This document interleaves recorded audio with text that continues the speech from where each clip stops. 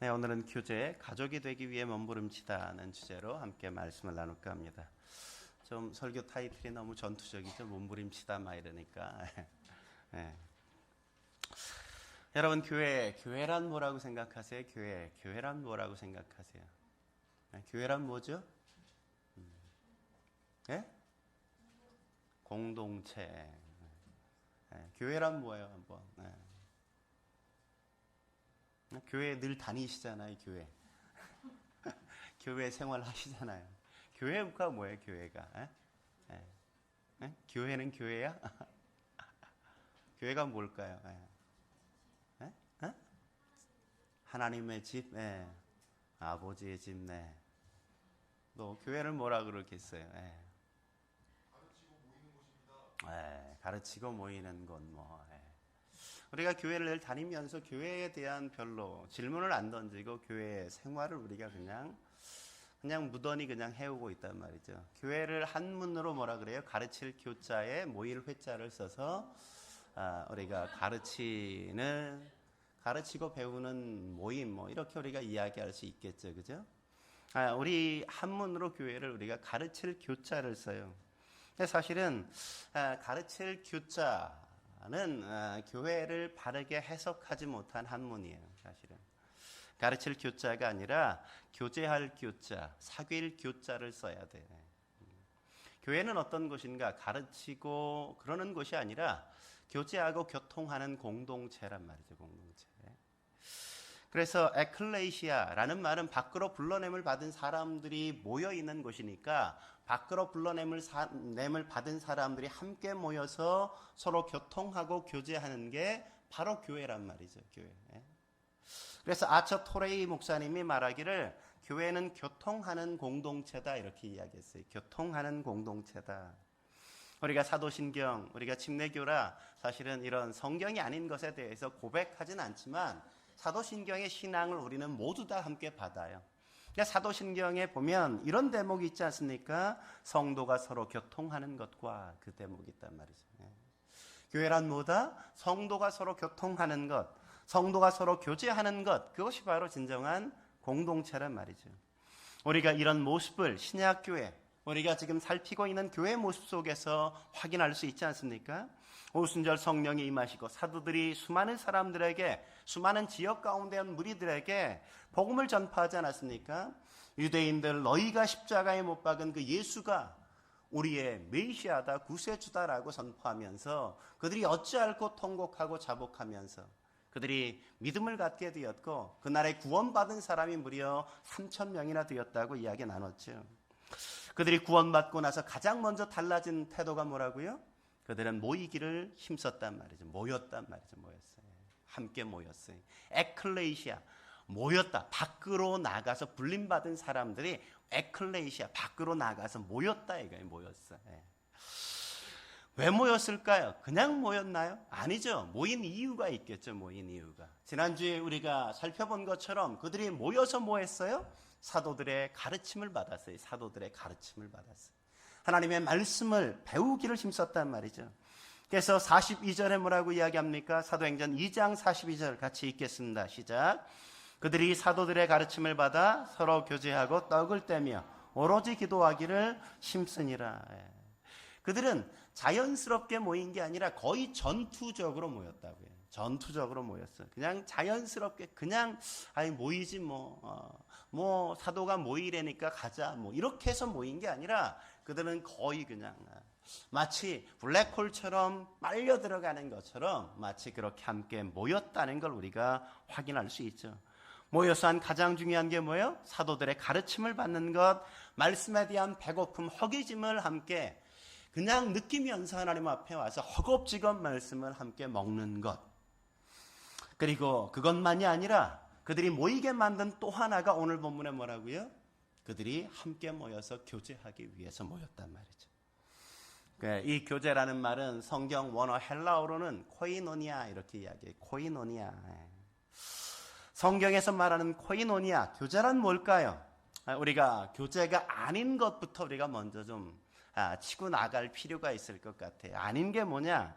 교제가 아닌 것. 우리가 교제라고 잘못 생각하고 있는 게 있어요. 성경적인 교제라고. 첫째로 성경이 말하는 코이노니아는 순전한 사교적인 모임이 아니란 말이죠. 사교적인 모임이 아니란 말이죠. 사람들이 살아가면서 가장 많이 하는 게 뭡니까? 사교 아니겠어요? 그죠? 함께 만나서 차 마시고 밥 먹고 그러는 거 다 좋아하잖아요. 차 마시고 밥 먹으면서 뭐 그냥 드라마 어제 본 이야기, 도깨비의 뭐 공유가 어떻게 생겼더라, 뭐 입고 나왔더라, 뭐 이런 얘기를 하면서 그죠? 뭐 푸른 바다의 전설을 보면서 전지현 역시 이뻐, 뭐 이런 얘기 나누면서 나한테 그게 잘 어울릴까, 뭐 이런 얘기들 나누는 걸 우리는 자꾸만 코이노니아라고 착각하는 경우가 많단 말이죠. 우리가 그런 것만 나누는 건 아니죠. 우리가 만나서 뭐 우리의 자녀 교육에 대한 어떤 정보를 서로가 나누고 또 탄핵의 이 전국 속의 정치적인 이야기뿐만 아니라 문화생활에 대해서 우리는 어제 늑대와 돼지 삼형제를 봤어, 뭐 이런 문화생활에 대한 이야기들도 함께 나누는 것, 그런 것들을 마치 교제라고 생각할 때가 얼마나 많이 있습니까? 네, 그런 것보다 또 사람들이 제일 즐기는 건 뭐예요? 뭐니 해도 사람을 도마 위에 올려놓고 사람을 잘글잘글 씹는 것보다 더 재미난 건 없다, 뭐 이래서 사람 이야기를 굉장히 많이 한단 말이죠. 세상만 그런 게 아니라 교회 사람들도 마찬가지죠. 교회 사람들도 함께 모이면 드라마 얘기, 자녀 교육 얘기, 정치 얘기, 문화 얘기, 그리고 다른 사람들 얘기를 함께 나누면서 얘기하면서 은근히 그 안에서의 쾌감을 즐기는 것, 그런 시간을 우리가 갖지 않습니까? 근데 성경은, 오늘 본문은 그런 것들이 성경에서 말하는 교제나 코이노니아라고 결코 이야기하지 않는다는 사실을 우리는 이해할 필요가 있단 말이죠. 또 하나, 둘째로 조직이나 제도 혹은 인위적인 제안으로 이루어지는 모임, 그런 것도 교제가 아니라는 거죠. 교제가 아니란 말이죠. 우리가 예배 시간에 옆 사람이랑 그냥 교제합시다, 뭐 이렇게 얘기한다고 해서 옆 사람과 교제가 막 이루어집니까? 우리가 예배가 끝나고 나가면서 목사님과 인사하고 뭐 큰 교회는 장로님들과 쭉 서가지고 뭐 악수 한번 하면서 그냥 인사구복 한번 한다고 그게 교제라고 우리가 감히 말할 수 있어요? 그 속에서는 어떤 마음에 있는 이야기를 나누기에는 너무 역부족이고, 그 어떤 인간적인 교감이나 삶이 더불어 함께 나눠지고 터치를 경험하는 건 그 어디에도 존재하지 않는단 말이죠. 어디에도. 그 안에서 우리는 유기적인 공동체를 함께 경험할 수 없단 말이죠. 교회가 커가면서 조직을 세워 목장이나 구역으로 모이게 합니다. 근데 그 속에서 유기적인 공동체처럼 우리가 서로를 느끼면서 서로가 함께 무언가를 가심으로 서로를 느끼면서 교감이 이루어지는 건 어느 부분에선 한계가 있을 때가 적지 않잖아요. 큰 규모의 조직을 운영할 때 소수로 목장교회, 마을 이런 것들을 자꾸 만들어서 질서를 세워가고 거대 조직을 만들어 운영하기는 참 좋은 어떤 기능의 역할은 다 할 수 있지만, 그러나 그렇게 만들어 놓는다고 자연스럽게 그 안에 진정한 코이노니아가 이루어지냐? 그럴 수 없단 말이죠. 우리가 대형 교회를 경험해봐서 알지만 우리가 목자를 우리가 담임 목사님이라고 우리가 생각한다 그럴 때, 우리가 목사님을 만나는 것, 담임 목사님을 만난다는 건 얼마나 소원한 이야기입니까? 양이 목자를 만날 수가 없어요. 만날 수가 없어요. 1년에 한 번, 아니 아마 평생 한 번도 따로 만나서 얘기해 본 기억이 없는, 그러면서 내가 목자와 함께 살고 있다는 거대한 착각 속에 그냥 교제를 나누고 있는 어떤 한 공동체 속에 있는 것처럼 느낄 때가 얼마나 많아요. 목사님을 만나려면 면담을 신청해야 되고 미리 약속을 해서 가서 줄 서서 기다려야 되고, 무슨 대기표 뽑는 것처럼 거기서 줄 서서 기다렸다가 만나면 잠시 인사 한마디 나누고 급하게 내가 가진 문제가 뭔지를 이야기 나누고, 그리고 기도 한번 해주고 나오는 그 짧은 3분에서의 5분의 시간을 갖는 것, 그것조차도 허락을 받는 사람들이 결코 많지 않은 그런 삶. 그 안에선 마음이 나누어질 수 있거나 삶이 함께 공유되어지거나 함께 더불어 산다고 이야기하긴 너무나 거대한 한계를 우리가 경험하고 하는 것 아니겠습니까? 그럼에도 불구하고 우리는 그것이 진정한 교제이고 그게 교회 생활인 것처럼 우리는 착각하고 그렇게 살아가면서 그 안에서 문화생활처럼 우리는 살아가고 있는 게 우리의 삶의 현실 아닙니까?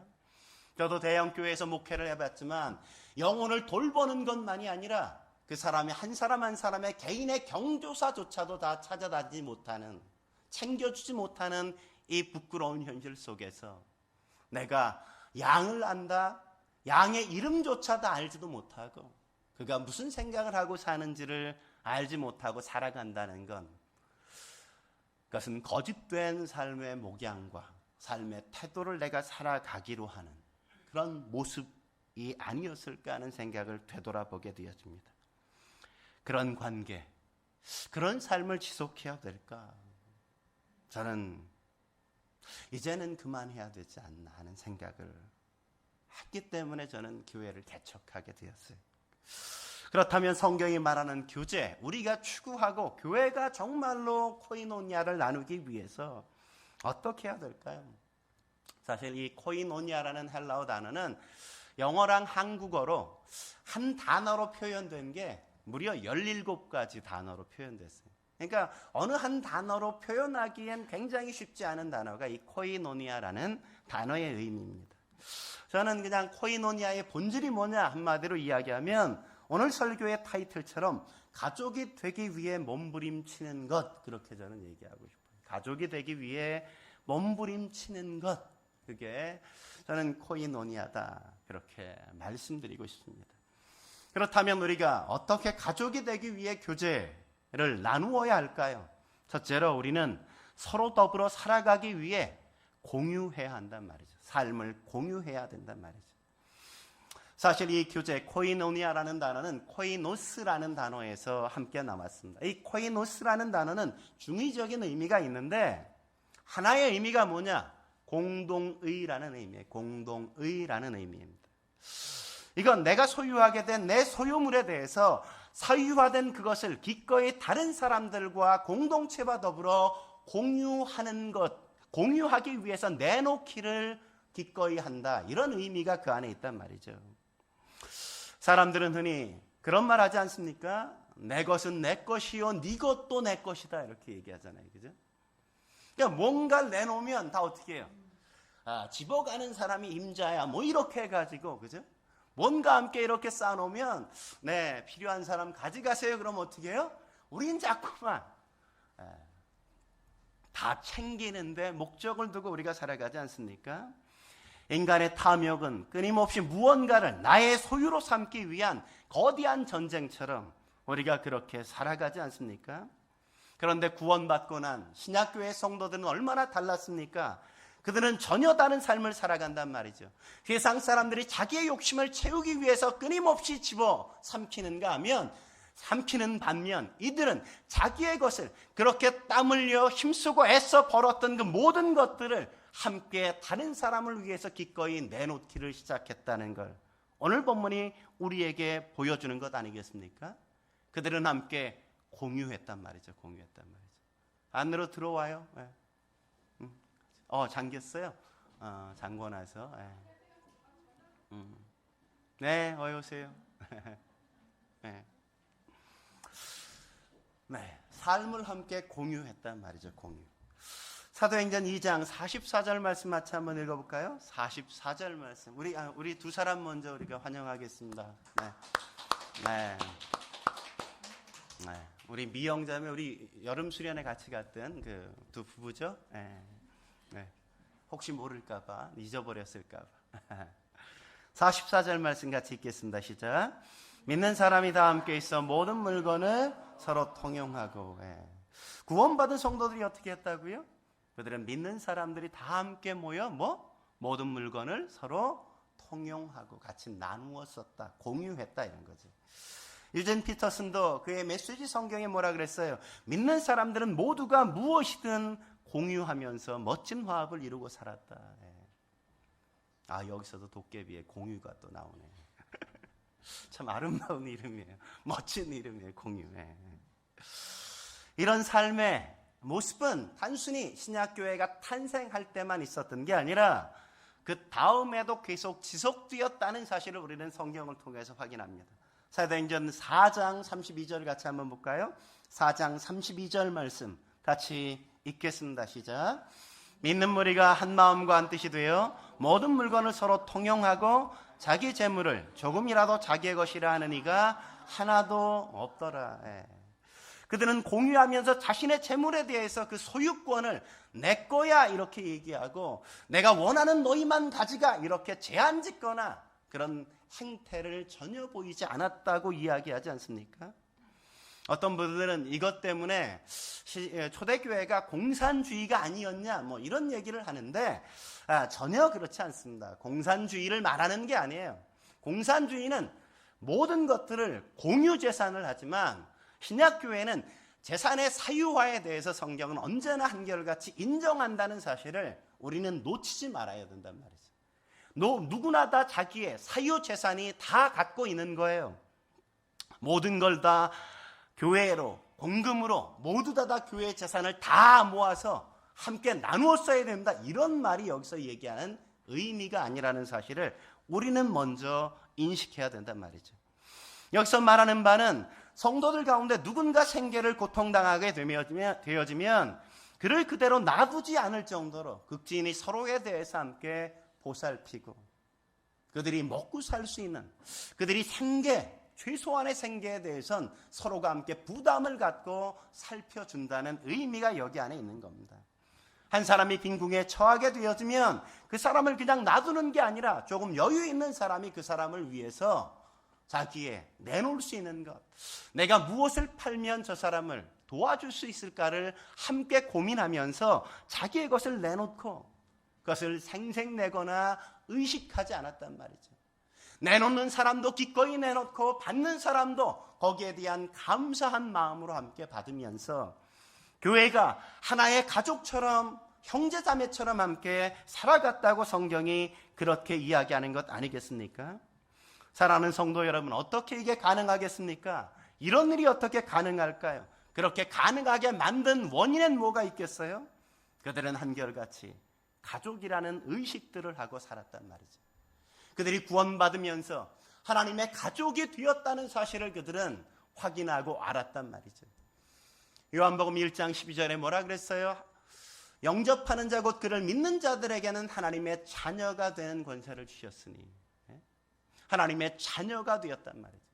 우리는 그리스도의 보혈을 통해서 우리는 한 형제요 한 가족이 되었다는 사실을 의식하면서 우리가 함께 피를 나는 형제 자매들의 아픔과 어려움이 있을 때 그들을 위해서 기꺼이 함께 도와주고 나누어주고 그들의 어려움에 함께 동참하는 것처럼 그리스도의 보혈을 함께 나눈 하나님의 가족 안에서 그들의 서로의 삶에 대한 어려움과 아픔을 결코 외면하거나 그들의 어려움에 대해서 너무 거리를 두지 않고 살아갔다는 걸 이야기하는 거죠.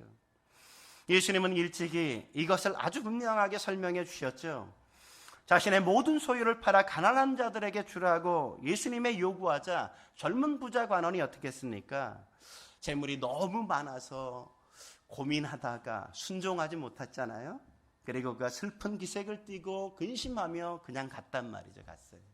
그리고 나서 예수님이 제자들과 이야기하면서 예수님이 뭐라고 말씀하셨습니까? 마가복음 10장 29절 30절 같이 한번 읽어볼까요?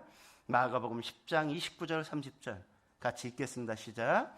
예수께서 이르시되 내가 진실로 너희에게 이르노니 나와 복음을 위하여 집이나 형제나 자매나 어머니나 아버지나 자식이나 전토를 벌인 자는 현세 있어 집과 형제와 자매와 어머니와 자식과 전토를 100배나 받되 박해를 겸하여 받고 내세의 영생을 받지 못할 자가 없느니라.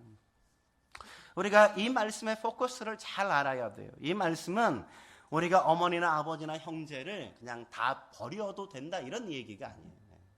우리는 자칫 이 구절을 그렇게 오해하면 안 돼요. 우리가 예수 믿게 되어지면 가족 다 버려야 돼. 뭐 이런 것처럼. 그래서 이단들이 자꾸만 그래서 산에 들어가고 막 이런 현상들이 그래서 나오는 거죠.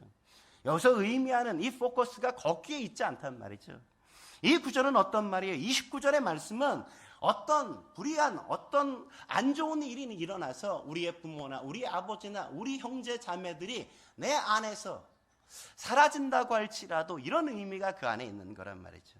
포커스는 30절에 있는 거죠. 30절이 뭐라고 이야기하는 겁니까? 육신의 어머니나 아버지나 형제자매들을 잃는 아픔이 우리의 삶 속에 있을지라도, 너희가 세상 가운데서 그런 아픔을 경험할지라도 너희가 낙심하거나 근심하거나 너무 크게 슬퍼하지 않아도 돼. 왜냐하면 너희가 예수님을 믿고 나서 너희가 함께 많은 어머니를 가졌고 많은 아버지를 갖고 있고 많은 형제와 자매들을 함께 갖고 있기 때문이란다. 이 말씀을 주님께서는 오늘 하시는 거란 말이죠. 우리가 교회에 함께 왔을 때 여기서 만나는 모든 사람들은 나의 누나요, 나의 어머니요, 나의 아버지요, 나의 형제로, 그들은 함께 고민하고 그렇게 가슴으로 함께 서로를 받았기 때문에 그들은 그런 공유하는 삶이 가능했다는 사실을 우리는 이해해야죠. 내 것이 아깝지 않은 사람이 어디 있어요? 뭐 어떻게 번 돈인데 아깝지 않은 사람이 어디 있습니까? 근데 내가 자식을 위해서 투자하는 것 아까워하지 않잖아요. 우리의 가족을 위해서 나누는 것, 그것을 아까워하는 사람이 어디 있어요? 그것처럼 하나님 안에 가족을 위해서 기꺼이 어려운 사람들을 돕는 그 일에 마음을 쏟고 함께하는 건 당연한 일이지 특별한 일이 아닌 것으로 그들은 받고 함께 생활했단 말이죠. 우리가 그리스도인이라는 걸 사도 요한은 이렇게 우리에게 확인시켜 주죠. 요한일서 3장 14절 말씀 같이 읽어볼까요? 요한일서 3장 14절 읽겠습니다. 시작. 우리는 형제를 사랑함으로 사망에서 옮겨 생명으로 들어간 줄을 알거니와 사랑하지 아니하는 자는 사망에 머물러 있느니라. 우리가 형제를 사랑함으로 뭐라고요? 사망에서 생명으로 옮겨요. 내가 형제를 사랑함으로 사망에서 생명으로 옮겼어요. 이 말은 뭐예요? 구원받은 사람의 증거가 뭐라고요? 형제를 사랑하는 것이라고. 형제를 사랑하지 않는다, 주 안에서 함께 형제 자매된 사람들에 대한 애정을 갖지 않는다, 그것은 사망에서 생명으로 옮기지 않았을 가능성이 있다는 거예요. 그래서 하반절에 뭐라 그래요? 사랑하지 아니하는 자는 사망에 그냥 머물러 있느니라, 이렇게 얘기하는 거예요. 내가 함께 가족으로 살아가는, 내가 함께 한 공동체를 이루고 있는 그 지체들을 향해서 사랑하지 않는다면, 그들을 향해 고민하지 않는다면 우리는 사랑하지 않는 거란 말이죠. 제가 아침에 이렇게 문을 열고 딱 들어오는데 이해복 집사님입니다. 영주가 뭘 맛있게 막 먹으면서 들어왔어요. 뭘 먹나 그랬더니 혼자 막 먹길래 뭐야 그랬더니 이해복 집사님이 뭘 갖고 왔대요. 그래서 나도 좋아하는데, 그래서 하나를 먹고 막 들어왔더니 이 집사님이 탁 하는 한마디가 제 마음에 굉장히 감사했어요. 하나 더 보낼 테니까 의선이 꼭 갖다 주세요. 그 한마디가 저에겐 굉장히 나의 아들인데 나의 아들만이 아니라 집사님이 의선이에 대해서 생각하는 그 마음이 그런 거라는 거예요. 작지만 함께 언제나 함께 하고 있다는 마음. 제가 예수님의 삶의 마지막 장면을 생각해 봅니다. 예수님이 십자가에 달리셔서 돌아가실 때 그 밑에 어머니가 찾아오잖아요. 마리아가 찾아와서 아들이 십자가에 죽는 그 모습을 볼 때 얼마나 통곡하고 슬퍼했겠어요. 하나님이신 그분이시지만 그 앞에 있는 옆에 있는 사도 요한에게 뭐라고 이야기합니까? 이제 내 어머니다, 이렇게. 자기의 육신의 어머니였던 마리아를 사도 요한 그의 제자에게 기꺼이 부탁하잖아요. 설교를 준비하면서 그 생각이 떠올랐어요. 제가 저의 삶에 한번 대입해 봤어요. 내가 만약 제가 심근경색이 있잖아요. 어느 날 심근경색이 일어나서 이건 뭐 일어나면 3시간 안에 병원 가지 않으면 그냥 가는 거죠. 가는 거. 저는 늘 그런 위험 요소를 갖고 살아요. 저 굉장히 위험한 사람이에요. 저에게 막 스트레스 주는 환경을 저에게 주면 바로 보내고, 저를 빨리 보내려면 막 그런 일들을 벌이면 제가 빨리 갈 수 있어요. 제가 갑작스럽게 교통사고가 나든지 어떤 불의한 사고가 나서 내가 죽음을 맞이하게 된다 그럴 때 내가 누군가에게 나의 아내와 진선이는 벌써 출가해서 한 가정을 이루었으니까 벌고 있으니까 쟤는 뭐 부탁할 게 별로 없고 병원에 있는 의선이를 내가 누구한테 부탁할 수 있을까? 내가 하나님이 나를 부르실 때 내가 나의 아내와 내 아들을 누구에게 부탁할 수 있을까? 부탁할 수 있는 사람이 있을까? 내가 부탁할 때 기꺼이 제가 맡을게요. 제가 잘은 못하지만 제가 함께 하겠습니다. 그렇게 말해줄 수 있는 사람이 있을까?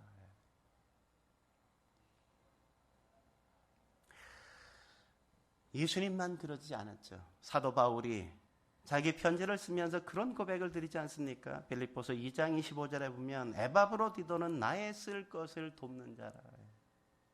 바울이 선교하면서 그가 생계를 위해서 그 어떤 일도 알 수 없으니까 복음 전하는 그 일에 그의 인생을 투자하고 늘 함께 다니고 살아가는 일이 버거우니까 누가 했어요? 에바브로디도가 언제나 그가 쓸 수 있도록 그가 생계의 어려움을 고민하지 않도록 그가 넉넉히 함께 살폈다고.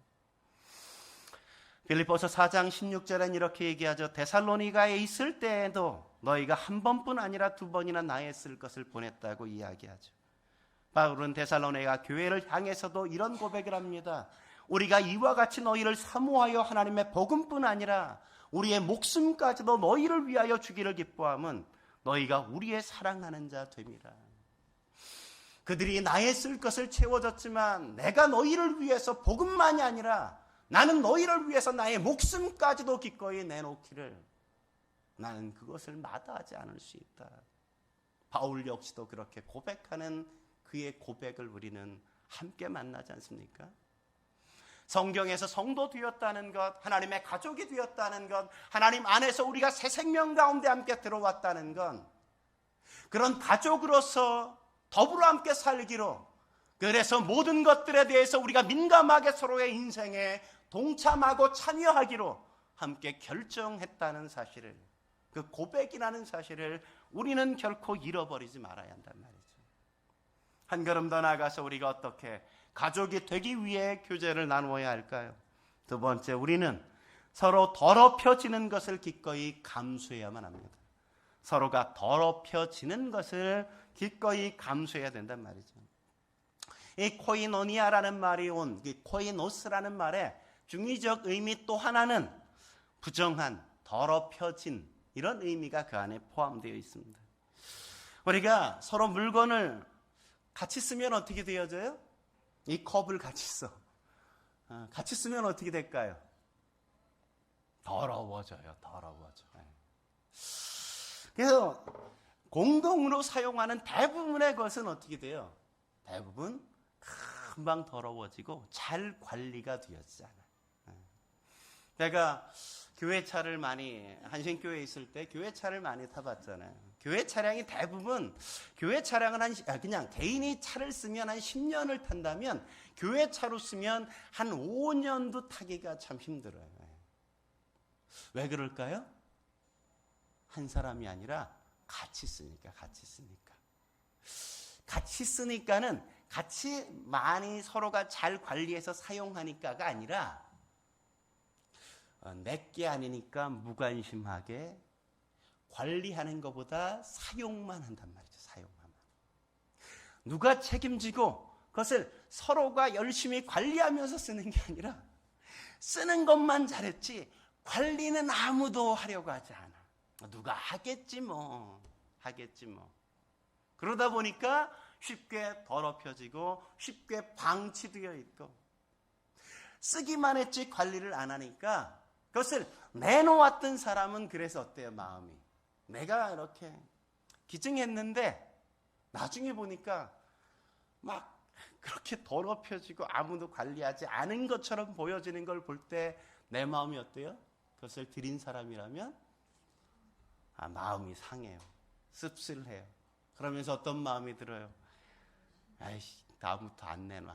이런 마음을 갖기가 쉽단 말이죠. 왜? 좀 잘 좀 써주지. 잘 좀 써주면 좋겠는데 그렇게 함께 안 하니까 기분이 상한단 말이죠. 그러나 누구도 자기의 물건에 다른 사람의 손때를 묻히는 것을 꺼려하고서는 자기 물건을 다른 사람들과 소통할 수 없다는 사실도 우리는 알아야 돼요. 진정한 코이노니아는 내가 다른 사람들과 더불어 살기 위해 원하지 않는 일을 할 수도 있고, 원하지 않게 내가 오해를 받을 수도 있고, 원하지 않게 내가 원망을 들을 수도 있고, 원하지 않게 사람들에게 내가 오해를 살 수도 있다는 사실을 알아야 사람들 앞에 나의 마음을 내놓고 나의 인생을 기꺼이 내놓고 내가 더럽혀지는 것을 두려워하지 않을 수 있어야 우리는 사람들에게 나의 삶을 함께 드리면서 나아갈 수 있는 거란 말이죠. 내가 더럽혀지기를 두려워하고 내가 망가지기를 마다하기 시작하면 공동체는 함께 이루어질 수 없어요. 함께 살아갈 수가 없단 말이죠. 나는 이렇게 늘 이쁜 모습만 하고 있어야 돼. 나는 언제나 이렇게 품위가 있어야 되고 나는 이렇게 언제나 잘 갖춰져 있어야만 돼 라고 이야기하면 모두가 함께 살아가긴 참 어려워요. 제가 지구촌교회 청년부 사역할 때 청년 이지금 마을장한 한 자매가 있었어요. 그 자매가 결혼을 했다가 이혼해서 혼자 이렇게 살고 있어요. 엘리트예요. 간호대학 교수시니까 엘리트죠. 저 연세 세브란스 병원에 거기서 간호학 그렇게 간호사로 일하시면서 함께 하셨던 분이니까. 그래서 제가 과거에 대해서 물었어요. 어떻게 과거에 어떻게 그랬어요? 그랬더니 두 사람이 만났는데 너무너무 사랑했어요. 두 사람이 막 거의 환상적으로 거의 드라마 찍듯이 연애를 한 거예요. 가슴에 불이 타서 막 불타는 사랑을 막 하기 시작했어요. 3개월 만에 결혼했어요. 3개월 만에. 그래서 만난 지 3개월 만에 결혼해서 불이 나게 결혼했어요. 결혼을 딱 하고 났는데 매일 싸우기 시작한 거예요. 아니 왜 그랬냐 그랬더니 그 자매의 고백이 그래요. 그 남자는 왕자였고 저는 공주였어요. 집안에 왕자와 공주만 있어요. 야, 밥 차려와. 야, 청소 좀 해. 다 누릴 것만 바랬지 누가 때를 묻히기를 다 거부했단 말이죠. 나는 부모님이 왕자처럼 키웠고 나는 어머니가 공주처럼 키웠는데 결혼을 해서 두 사람이 딱 사니까 어머니가 하녀 노릇을 다 해준 게 아버지가 종노릇 다 해주는 게 이제 누군가 해야 되는데 왕자와 공주밖에 없으니까 손에 더러운 걸 묻히지 않으니까 맨날 싸우고 맨날 3개월 만나서 연애하다가 결혼해서 3개월 만에 이혼했어요. 3개월 만에.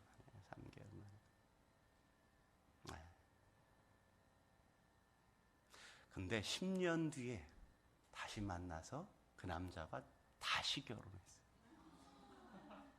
그리고 지금 대전에서 잘 살고 있어요. 이젠 공주가 아니라 내가 종할게. 서로가 종노릇하면서 더러운 것을 서로가 손으로 만져가고 묻혀가고 네가 공주해, 네가 왕자해. 하녀 되기를 기뻐하고 종놈 되기를 즐거워하고 함께 그들은 살아갔단 말이죠. 공동체를 만들어 함께 살아간다는 건 얼마나 많은 손이 가는 겁니까? 누가 청소해요? 누가 화분에 물 줘요? 누가 온풍기는 누가 관리할까요? 누가 교회는 어떻게 되어질까요? 밥 하나부터 청소 하나까지, 냄새 하나하나까지, 전등 하나하나까지. 아침에 얼마나 난리였는지 아십니까? 아내랑 와서 아침에 왔는데 주방에 물이 안 나와. 막 공사하신 분들 사방팔방 전화하고 다 열어서 별걸 다 뜯어보고 막 다 했는데도 물이 안 나오면 어떻게 밥 먹어요, 여러분? 아내랑 막 하면서 거기다 갔다가 난로 틀고 막 나중에 다행히 물이 나와서 아침에 정신을 혼을 쏙 빼놨어. 화장실이 얼지 않도록 조정해 가는 것 하나하나. 그것만 아니라 영혼을 돌보는 하나하나까지. 우리가 누군가 오해하고 누군가 나의 행동에 대해서 이렇게 저렇게 말해도 내 몸에, 내 얼굴에 침이 뱉어지고 내 몸에 뭔가 더러운 게 묻혀져서 그것을 마다하지 않고 그럼에도 불구하고 작업복을 딱 입고 교회 올 때 작업복을 딱 입고 얼굴에 마스크 딱 쓰고 내가 청소하고 내가 사람들에게 오는 여러 가지 감정적인 것들까지도 내가 어떤 이야기가 들려줘도 내가 다 받고 그래도 내가 기꺼이 즐겁게 내가 섬기겠다고 하면서 더러운 것을 기꺼이 마다하고 묻혀가야 그래야 가족은 가족이 되는 거죠. 우리가 알잖아요. 아기가 나와서 저 의선이 키울 때 정말 거의 똥 한 번 안 갈아봤어요. 솔직히 똥 쌌을 때 아기 때 똥 한 번 안 쳐봤어요. 왜냐하면 쟤네들이랑 보낼 시간이 거의 없었어요. 근데 이렇게 진선이가 아들 낳아서 재영이 똥 갈아주는 게 싫지 않아요. 사랑하니까. 내가 똥 닦으라고 할아버지 된 줄 알아? 난 그렇게 얘기하지 않아요. 재영이 앞에서. 너는 왜 자식을 낳아서 네가 알아서 잘 키우지? 이 재영이를 나한테까지 갖고 와가지고 그런 마음이 내 마음에 없단 말이에요. 그 똥 냄새도 향기롭고 오줌 넣어주면서 오줌이 내 손에 줄줄 새도 이 새끼 이거 오줌도 제대로 갈길 줄도 모르고 그런 말이 내 마음속에 생기지 않는단 말이에요. 오줌이 내 손에 다 묻어도 괜찮아.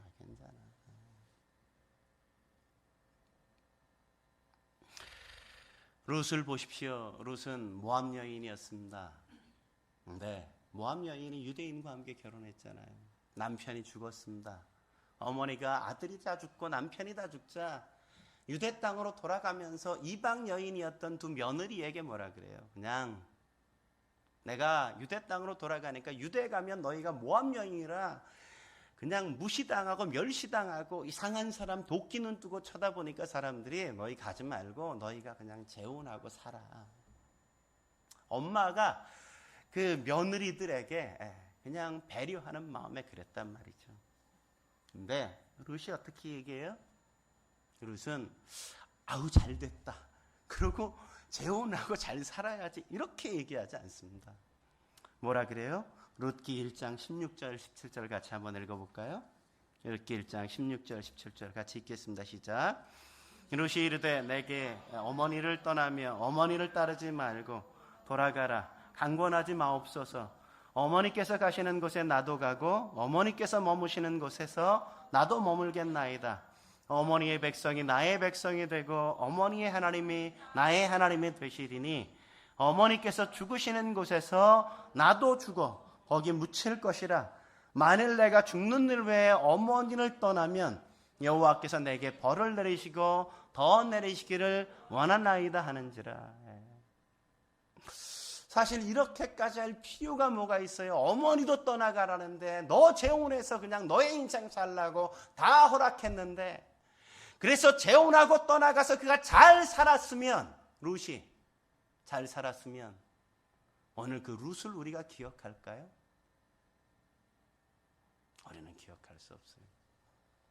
늙으신 어머니, 치어머니도 아니고 시어머니를 모시고 함께 살기로 작정하고 어머니를 봉양하기 위해서 내가 나가서 손에 때를 묻히고 나가서 하녀처럼 일하고 그런 삶을 마다하지 않고 그가 살기로 작정했기 때문에 다윗의 아버지의 그 할머니로 그래서 모든 사람이 우리가 다 그 여인의 이름을 알고 그 여인을 아름답게 칭송할 수 있도록 기억되는 아름다운 인생으로 우리가 기억하는 이유는 그녀가 기꺼이 손에 때를 묻히고 나의 몸을 더럽히고 내가 어머니와 함께 있고자 그가 작정했기 때문에 낳은 놀라운 기적과 이적 같은 드라마 아닙니까? 내가 더러워지는 것, 내가 희생당하는 것, 나의 인생을 사는 것을 어머니에게서 떠나갔다면 그 여인은 아무도 기억하지 못했어요. 근데 그의 이름이 기억되는 것. 그러니까 기억되죠. 예수님은 어떠셨습니까? 그분은 죄가 없으신 분이세요. 완전하신 분이잖아요. 그분이 하늘 보좌를 보시고 죄 많은 이 세상에 오신 것만도 얼마나 숨이 막히고 더럽힘을 당한 걸까요? 숨이 턱턱 막혀. 여러분이 해외 나가셔서 선교할 때 나 혼자 뚝 떨어져서 있을 때 느껴지는 그 답답함. 어쩌면 그런 것 아닐까. 제가 인도 갔을 때 여름에 가니까요. 여름에 온도가 한 45도에서 50도예요. 그냥 느껴지는 게. 나가면 그냥 열이 이 숨이 턱 막혀. 에? 그냥 밖에 있잖아요. 밖에서 좀 돌아다니잖아요. 30분 만에 짜증이 나가지고 날카로워져 신경에. 아마 주님은 이 땅에 오셨을 때 아마 그러시지 않았을까. 저 천국을 버리시고 이 땅에 오셔서 느끼는 그 문화적인 거대한 간극, 죄가 없으신 그분이 죄된 세상에서 느끼는 그 답답함과 이 턱턱 막혀오는 삶들. 그래서 오셔서 사시는데, 공생애를 사시는데 사람들이 뭐라 그래요? 세리와 죄인의 친구라고 비아냥거리잖아요. 세리와 사람들이 다 무시하고 멸시하고 업신여기고 비천하게 여겼던 그들에게 가서 그분이 친구가 되어주시고 함께 밥을 먹고 그들과 함께 이야기를 나눠주고 그들의 아픔을 만져주면서 치유하면서 바리새인과 서기관들과 대제사장들로부터 비난을 받고 모욕을 받고 그러면서 그들에게 어떻게 해요? 십자가에 못 박혀 죽음을 당하시잖아요. 생각해 보십시오. 창조주가 자기가 만든 피조물에게 그렇게 모멸감을 당하고 업신여김을 당하고 그렇게 배신을 당하고 그렇게 십자가에 못 박힌다면 여러분이 창조주라면 어떻게 하시겠어요? 내가 더러워서 못 해먹겠다 아마 그러고 승질을 한번 부릴 만도 하신데 주님은 한 번도 그러시지 않으셨어요. 내가 더러워지고 내가 이 십자가를 참고 인내하고 십자가에서 내가 기꺼이 종이 되어지고 그들이 지금의 나의 행동을 다 이해하지 못하지만 어느 날 누군가에게 들려진 그 복음을 통해서 나의 이 행동이 무엇을 의미하는지 그들이 비로소 깨달은 그날을 바라보면서 지금 나를 몰라준다고 해서 지금 나를 이해해 주지 못한다고 해서 그래서 비난하고 욕하고 나를 짓밟고 나를 십자가에 못 박는다고 해서 그것을 거절하거나 외면하지 않으셨단 말이죠.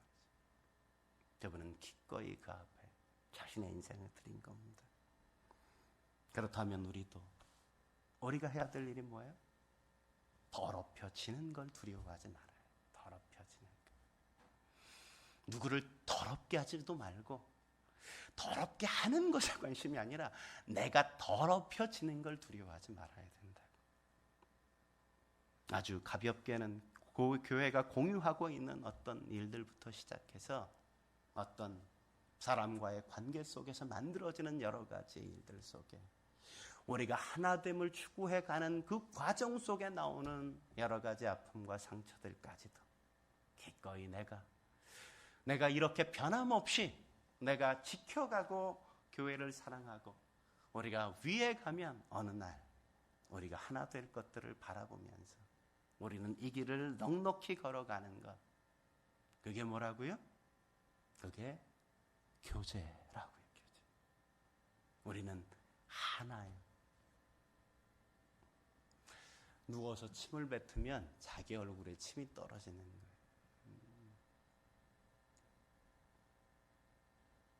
우리는 우리 안에서 사랑으로 서로의 종로로 타기를 기뻐하면서 세워가는 게 우리의 삶이어야 된다는 사실, 여러분들이 잊지 마십시오.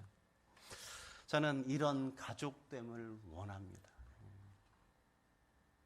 이런 게 아니면 다시 교회를 개척해야 될 이유도 없고, 교회를 다시 한다는 건 아무 의미가 없는,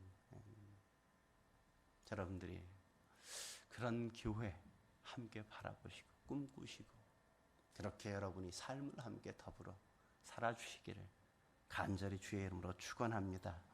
함께 기도하시겠습니다.